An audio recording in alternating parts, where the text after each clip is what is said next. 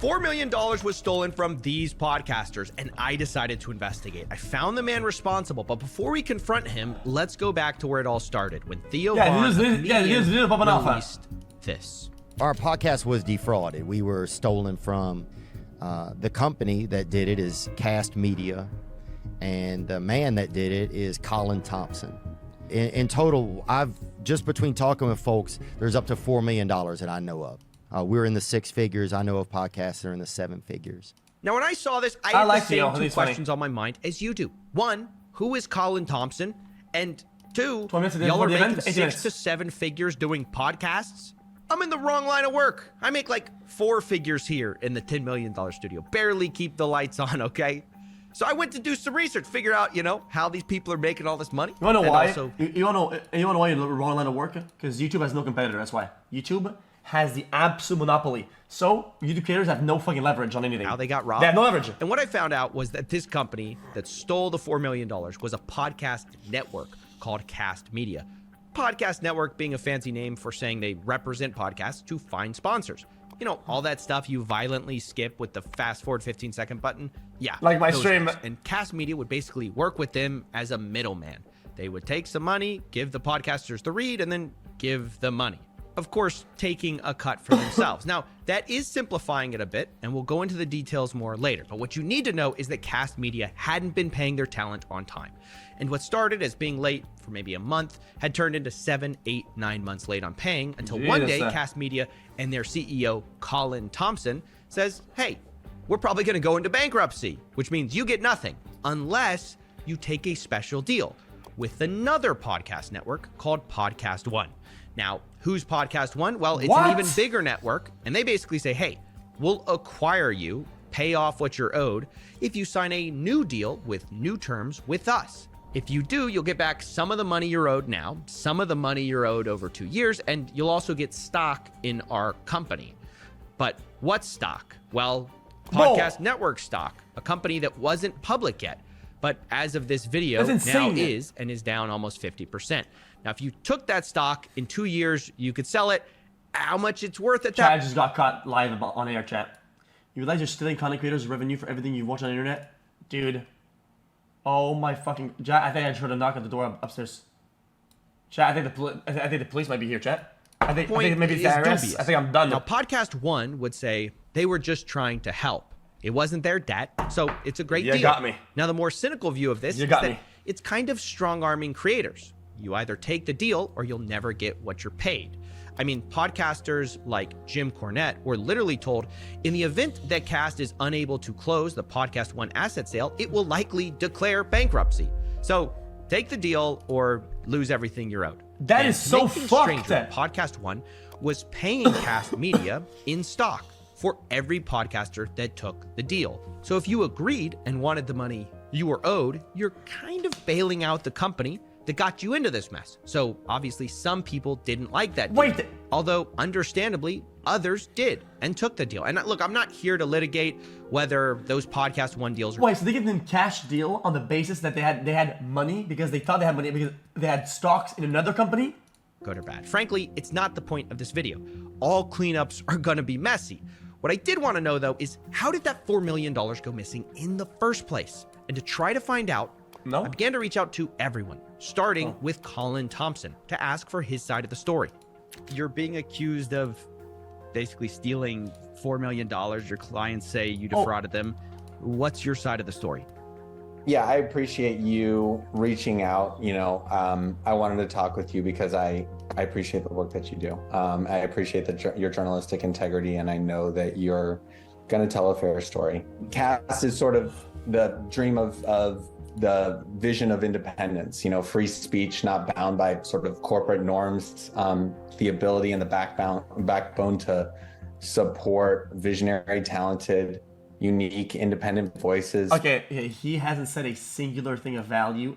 All of that was complete dog shit. Bro, most platforms have that. And even their involvement wouldn't even do anything for that. People what like is he talking about? Cast's perspective was independence is the product. There were plenty of times where, You know, we believed in the show. It ran into trouble. Maybe Guys, because they don't own a platform. They don't own like YouTube or like Rumble or whatever. These guys are just they're just facilitating. Therefore, the freedom of speech or whatever doesn't even canceled in one way or another, and canceled, quote unquote. And we stood by our creators, right? Continue to support them through that time. You know, when maybe a more corporate organization wouldn't. We weathered the storm together. We believe truly that that's what, you know, was unique and special about Cast, and my heart and soul is still in that vision. I'm a musician originally, and I got into this because I wanted to support shows that were bucking the trend, going against the grain, but unique and important to the broader dialogue. But where's the 4 million? I mean, yeah, I hear you. Everybody's got a grand vision, but the grand vision, when we get to this point, everyone wants to know where the money is, not what the vision is. Sure. You know, we built an infrastructure at Cast that I was and am tremendously proud of. I believe that over the years, we generated better revenue for creators, paid them out more than other podcasts would necessarily be able to, because we invested heavily in an infrastructure, took an individualized approach. Anecdotally, he's still yapping it. You know, But you're saying you pay out more, but I mean, clearly that's, you know, kind of not true, right? Wait, but you asked for my story. Do you mind if I that's not what he asked. Just tell the story. You know, we're getting to the financial difficulties, Steven. Sure. You know, our vision, it really worked. Creators benefited, made a lot more money than they would have. And many creators do have more money in their pocket now because of that. However, during the period from February 2022 until February 2023, our unit economics changed drastically. Our revenue per download, which is an important metric for analyzing sales performance, you know, free from content performance considerations, dropped by 58%. In other words, over the course of those 12 months, but that's not the problem with creators, though. What generate on one download moved down by 58%. You know. Okay, that took 3 minutes to get to a real answer. Problem. And I've got to be honest, this whole conversation was about that painful. Chat, here's gonna now, chat. This is like a normal job where you work at like fucking Amazon for packaging stuff, right? And then at one point you're supposed to be paid $10 an hour, right? And you better get your paycheck. You get nothing, or you get like $10.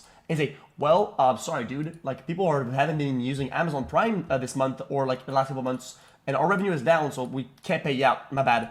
No, what the fuck is that? That's not how that works. Talking to somebody who owes creators millions and he's telling you how he got them paid so much money is a little frustrating. But setting that aside, the central claim of Colin is that all of this happened because revenues dropped in 2022 and he just couldn't pay people on time. But as I spoke to people about Colin, I realized late payments weren't a new thing at all. People told me that was always the case. Okay, you joined them in 2018. 2018. Yeah. So when did you start getting late payments? 10 minutes before, I think. Basically, like they didn't come when they said they were going to come. And when did you stop getting full payments? Right away. I can answer that right away. That was right before, from the first check we were supposed to get. It didn't arrive when he said. It was never on time. It wasn't unusual if it was like a month late, a month and a half late. And then when it goes from, all right, a month late to 2 months late to 3 months late.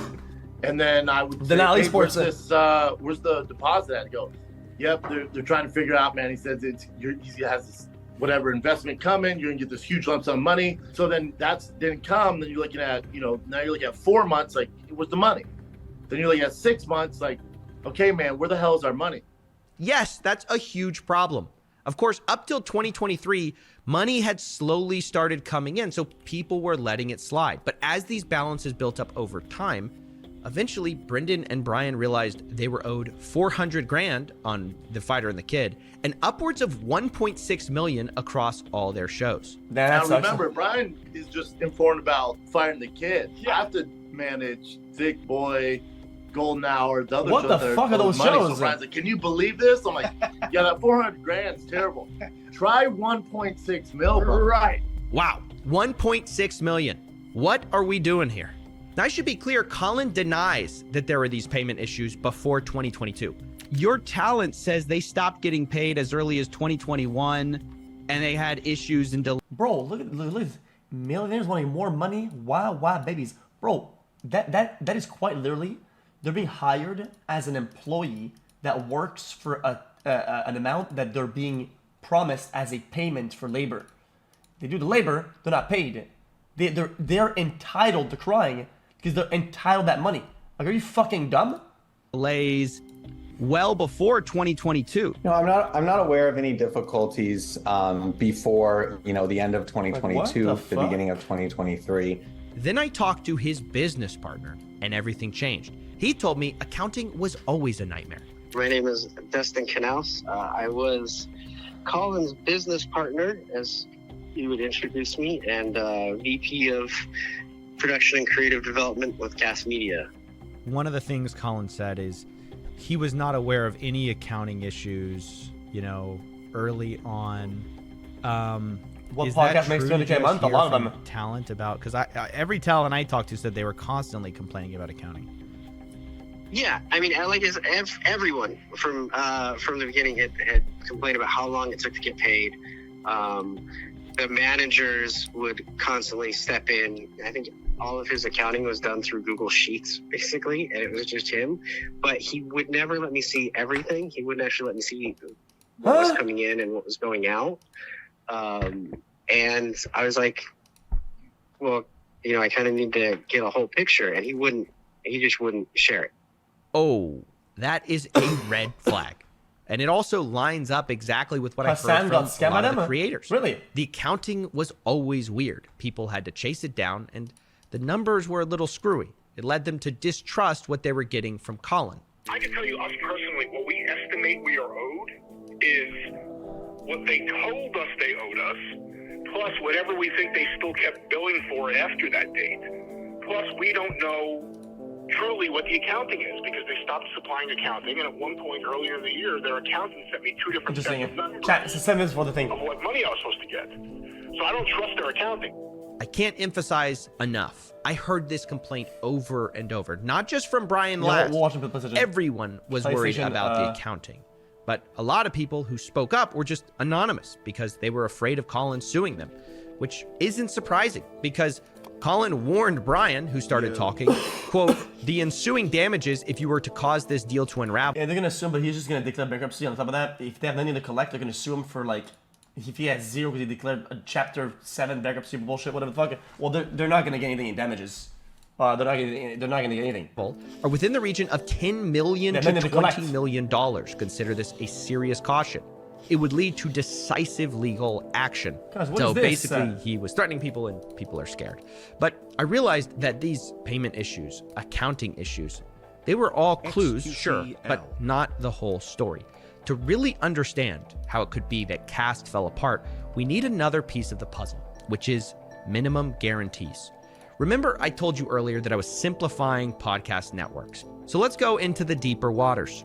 The truth is, these deals vary wildly, and some of the bigger podcasters demand something called a minimum guarantee, where they aren't just paid a split of ads, they're paid a guaranteed minimum every month. And podcasters love this because it means they don't have to wait so long to get paid. According to Colin, though, this is how he fell behind. Well, also, it also gives them a little bit of freedom, so to think that they don't have to fucking, it doesn't have to get the result, whatever. Yeah, it's whatever, though. We had months in there where our gross profit margins were. It's not performance-based, at least for the minimums. Prior to any operating expenses. Because the minimum guarantees that made economic sense when we made the deal were just completely underwater. Basically, he overpaid. Cast made deals to bring people on in the first place, that's his problem. Overpromised, and then couldn't pay. Even Colin's former business partner agreed with this, although he thinks some of the money went to Colin personally as well. We've got Colin's narrative. As his business partner, you look at the situation, $4 million missing. The big question on everyone's mind, where did the money go?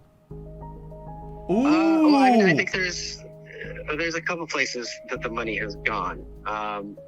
One is he built a custom house. He was known for going on big, crazy vacations. He went to Hawaii multiple times in 2022 and was posting about it on his social media. There's not a question of was there money in that sense to be able to buy land and where a lot of celebrities go to escape. But aside from that, the other thing that he has done is essentially make constant minimum guarantees to new talent to try to entice them to join cast media. So saying, you know, That I'll is give you a fucking cancer. 1-year That is actual guaranteed cancer, though. $250,000, $500,000, whatever his minimum guarantee is. This guy's a fucking Now, I've heard scumhead. that even as soon as February of this year, he Okay, was let me see. Chat. Links offering to the place I can have it. multi-million-dollar minimum guarantees. So At the same time where he claims his revenues are way down, he's offering multi-million-dollar minimum guarantees for talent. yes, yeah. So, you know, his priority is trying to keep the new talent happy for a while, with essentially his whole goal Put him of in jail selling already. cast to make big money in the end. What's that? But yeah, I would say that honestly, most of the money probably went to the minimum guarantees of other talent instead of to the people that it was supposed to go to. Yeah, that's fucking stupid. Okay. Chat, what's our 10 minutes?